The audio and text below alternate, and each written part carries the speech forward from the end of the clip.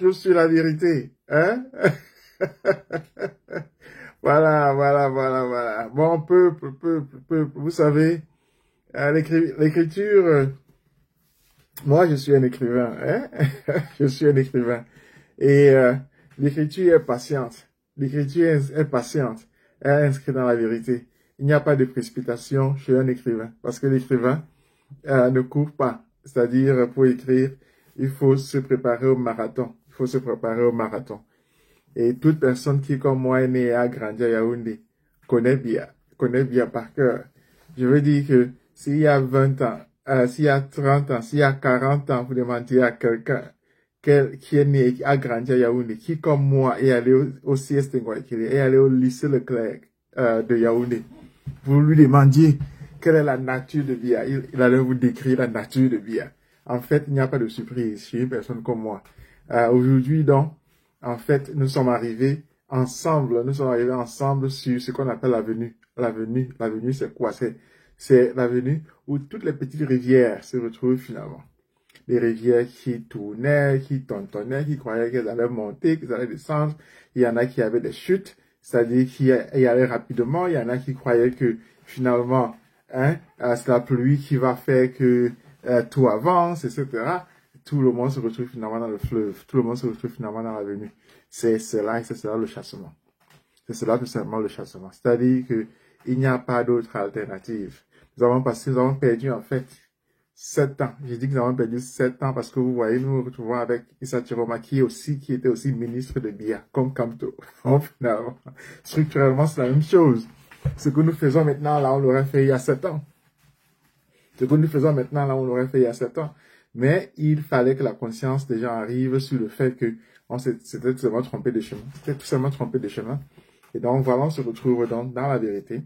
On se retrouve sur le chemin, on se retrouve sur la voie, comme on dit. Hein? Dans la Bible, on dit sur le chemin, la vérité, la voie. Nul ne peut aller au paradis que par moi. C'est très simple.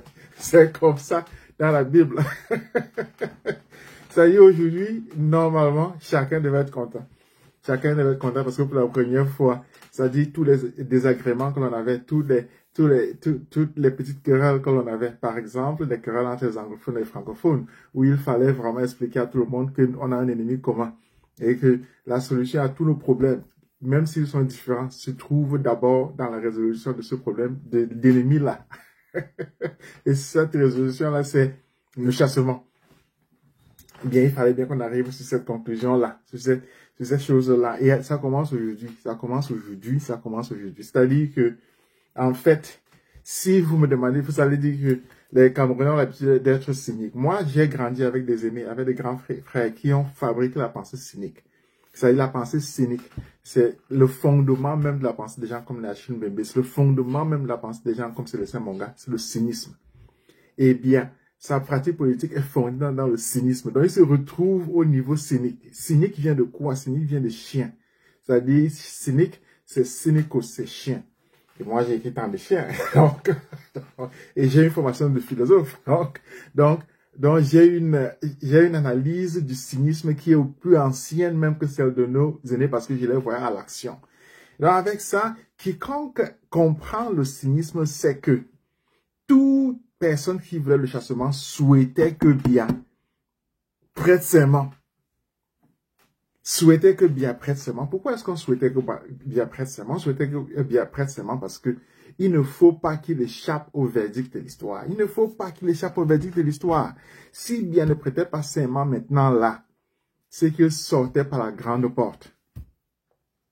Si Bia ne prêtait pas serment, je le dis encore, il sortait par la grande porte. On allait dire Bia le sage, comme Fouet Boigny, quoi, le sage, n'est-ce pas, on allait dire que c'est Bia qui entre dans l'histoire camerounaise comme étant celui le pondéré, comme étant le maître de ceci, celui qui a le plus longtemps pu gérer les dirigeants des Camerounais, hein, alors que c'est lui qui en fait les invectivait, c'est lui qui les activait. C'est-à-dire que s'il ne se prêtait pas serment maintenant là, Bia entrait dans le paradis de l'histoire camerounaise. Et ça, si on se rappelle de ça, si on le comprend clairement, on sait que pour que Bia entre dans l'enfer pour que Biya entre dans la poubelle de l'histoire camerounaise, il fallait qu'il prête serment. Il fallait qu'il prête serment. Et il a prêté serment. Et donc, ça veut donc dire que maintenant, là, la seule chose qui est possible sur la table des Camerounais, c'est le chassement. C'est-à-dire que si même Issa Chiroma vient maintenant là dire encore que on va faire le changement par les urnes et dans la paix, on va le chasser lui-même.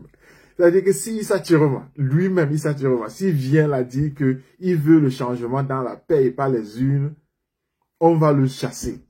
C'est-à-dire que les Camerounais vont le chasser unanimement.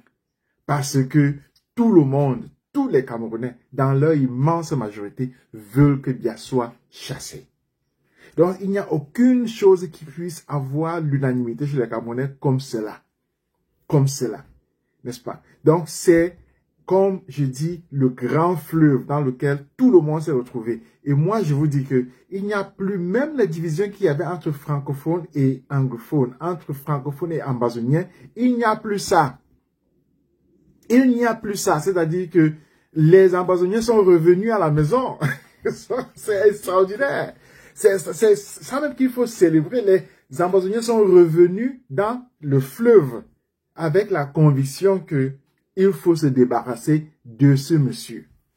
Si on le disait en 2018, personne n'aurait entendu ça. Personne n'aurait entendu ça, n'est-ce pas? Mais maintenant, lorsqu'on le dit, tout le monde est d'accord. Je veux dire que les Blancs, les Noirs, les Américains, les Chinois, tout le monde est d'accord que ce monsieur-là, les Anglais ou les Français ou tout le monde est d'accord que ce monsieur-là doit être chassé. Donc, ça dit que c'est vraiment comme, vous voyez, il y a l'image, il y a cette image-là dont il faut toujours que chacun se rappelle. L'image de quelqu'un qui vous rend visite. N'est-ce pas? En fait, c'est l'os de mort-l'âme. C'est l'histoire de l'os de mort-l'âme. Quelqu'un qui vous rend visite et qui ne veut pas partir.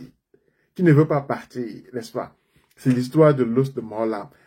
Donc, on connaît, nous avons tous lu l'histoire de l'os de mort-l'âme à la maison. C'est-à-dire que mort-l'âme, n'est-ce pas? Il ne veut pas chasser. Hein? Il est là, tout simplement. Il se couche, il attend que celui-là qui est venu occuper sa maison parte. Et finalement, il meurt.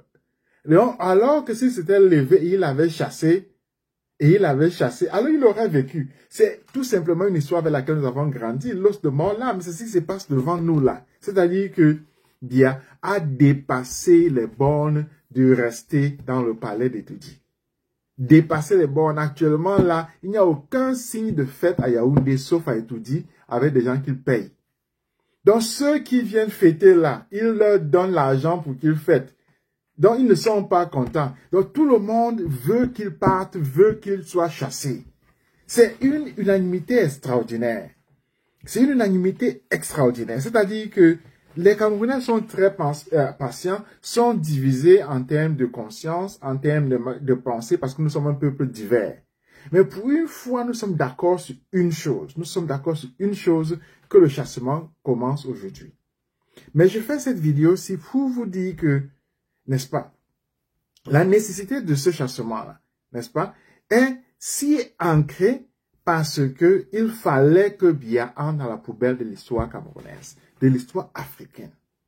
Il faut vous représenter cela. Il prête serment dans une maison qui porte son nom. Il prête serment comme président dans une assemblée qui porte son nom.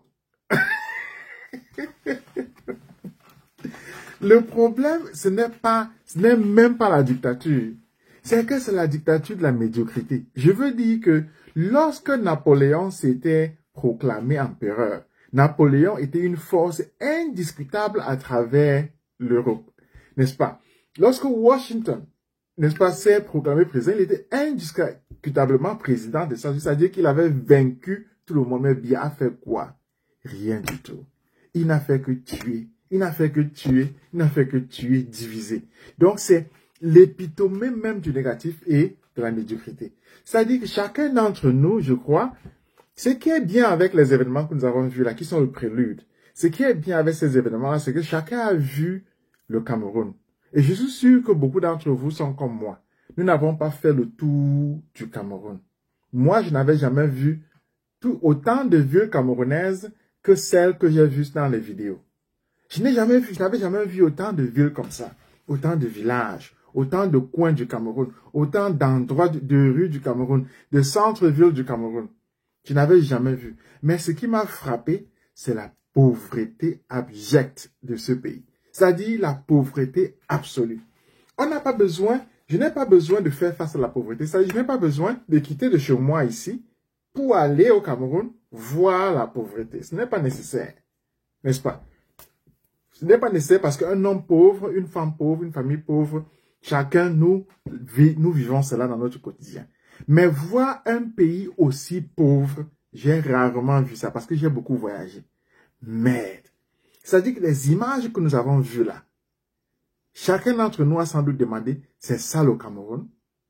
Le Cameroun est comme ça. Ah, la poussière, les rues percées, cassées.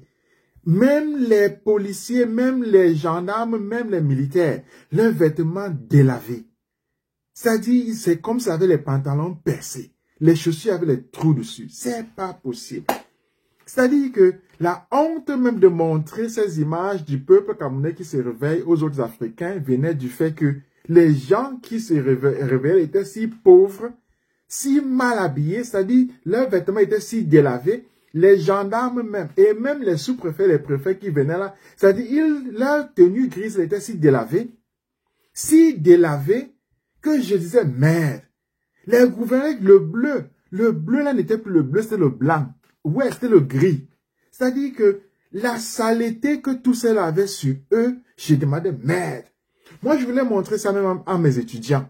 À mes étudiants pour leur dire que voici le pays dont je viens. Regardez comment les gens se soulèvent contre une dictature.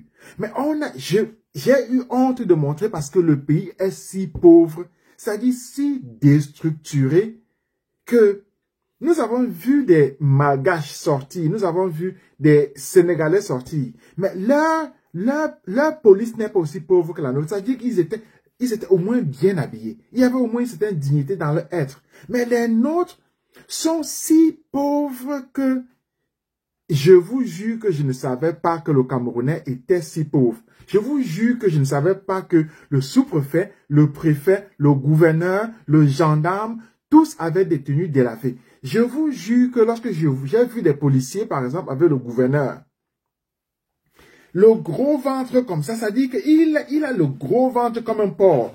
À l'intérieur de sa tenue absolument délavée. Mais les militaires là qui au marché Mbopi à Douala allaient là pour obliger les gens à ouvrir leur boutique, tous avaient des tenues délavées. Merde! J'ai dit, c'est ça le Cameroun? Ça dit que c'est ça le Cameroun dont Paul Biya parle là? Ça dit, c'est vraiment le Cameroun là où il veut être président, où il est président encore pour 7 ans? Merde! J'ai regardé comme ça, j'ai dit, waouh! C'est-à-dire que les images de la pauvreté sont venues devant le regard de chacun. Et je le dis encore parce que je suis convaincu qu'il y a très peu d'entre vous, d'entre nous, qui avons fait le tour du Cameroun comme ça. Ces 2 semaines-ci, en fait, ces 2 semaines, nous ont permis à nous de voir le Cameroun, de voir la réalité du Cameroun. Donc, c'est pas quelque chose qu'on dit, parce que souvent on montre des images, on dit, voilà, regardez, cette route-ci n'est pas bonne, et puis on va montrer une autre route qui est bonne. Et puis on se perd un peu. Mais cette fois-ci, on a eu, les manifestants personne ne manifeste jamais dans son garage. Les gens manifestent toujours au centre-ville. Personne ne manifeste jamais dans son sous-quartier. Les gens manifestent toujours dans la rue, dehors là, c'est-à-dire dans la rue principale. Et c'est ça qu'ils ont montré. Mais la pauvreté, oh, c'est pas possible. C'est-à-dire que chaque Africain, tout le monde a vu partout, tout le monde, je crois, est convaincu que Biya a détruit le Cameroun. Que Biya a détruit le Cameroun. Détruire le Cameroun, comment? C'est-à-dire que a fait le Cameroun s'arrêter en 1930. C'est-à-dire même durant la période coloniale, le Cameroun n'était pas comme ça. Même durant la période coloniale, le Cameroun n'était pas comme ça. C'est-à-dire que même lorsque les Blancs venaient d'arriver là, ils n'avaient pas encore le temps de construire les routes, de construire les bâtiments. Le Cameroun n'était pas comme ça. Pour preuve, le bâtiment dans lequel Atangandi est ministre, là, le ministre de l'administration territoriale, n'est-ce pas, à Yaoundé, là. C'est le bâtiment qui était déjà le ministère de l'Intérieur sous Haruna Njoya à l'époque coloniale. C'est-à-dire que rien n'a changé dans ce bâtiment-là. C'est-à-dire que tous les préfets, sous-préfets, la gouverneurs, là, c'est de ce bâtiment-là qu'ils sortent. Bâtiment construit durant la période coloniale avec Haruna Njoya comme ministre de l'Intérieur. Vous voyez donc que de 1950 à 2025, c'est le même bâtiment. Le ministère des Sports, là, dans lequel voilà, le ministre Eto, tous ces gars partent là, c'est le même bâtiment qui avait été construit par les Français. C'est-à-dire que la pauvreté que nous avons vue est telle que vraiment, chacun regarde comme ça, dit, merde, c'est ça le Cameroun là. C'est ça, parce que souvent on dit, vous savez, maintenant là, comme ce sont les nordistes qui ont pris l'avant-garde de la bataille, alors beaucoup d'entre nous, moi par exemple, je suis parti au nord de près de beaucoup de pays en Afrique, mais je ne suis jamais parti au nord du Cameroun. Je ne suis jamais parti